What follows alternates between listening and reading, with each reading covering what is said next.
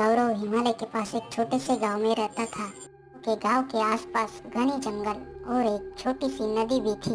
रात को जंगलों में घूमने वाली आत्माओं और भूतों की कहानियों को सुनते सुनते गौरव बड़ा हुआ था। एक दिन गौरव के दोस्तों ने उसे गांव की सीमा के बाहर एक पुराने सुनसान घर पर जाने के लिए उकसाया। उसके दोस्तों ने उसे कहा कि उस घर में कई साल पहले एक महिला की मृत्यु हुई थी। उसकी आत्मा अभी भी उस घर में ही रहती है। गौरव ने अपने दोस्तों की बात मान ली और उस घर में जाने के लिए राजी हो गया।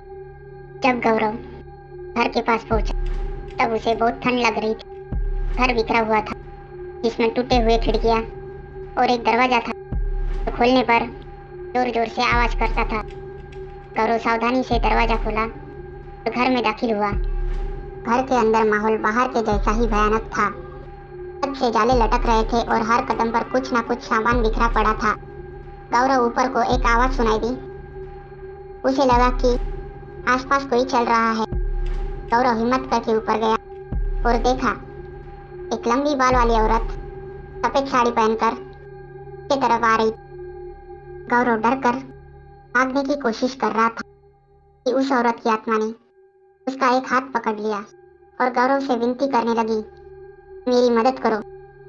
यह सुनकर गौरव चौंक गया। औरत ने कहा कि वह घरेलू हिंसा का शिकार हुई है और उसके पति ने उसकी हत्या करके इसी जंगल में दफना दिया है और तब से उसकी आत्मा इस घर में कैद हो गई। यह सुनकर गौरव ने उस आत्मा की मदद करने का सोचा और उससे वादा किया कि वह उसे मुक्ति दिलाकर रहेगा। गौरव अपने दोस्तों की मदद से उस आत्मा के शरीर को ढूंढता है जो कि उसे पेड़ के नीचे दफनाया हुआ मिलता है। गौरव यह बात पुलिस को सूचित करता है और उसके पति को सजा दिलाता है। गौरव एक पंडित को लेकर उस घर में जाता है और पूजा पाठ करवाता है। इससे उस औरत की आत्मा को शांति मिल जाती है और वो गौरव का शुक्रिया करती है। गाँव वाले गौरव के इस कारनामे से अचंभित हो जाते हैं। उस दिन से गौरव को भूत और आत्माओं से डर लगना बंद हो जाता है। Thank you.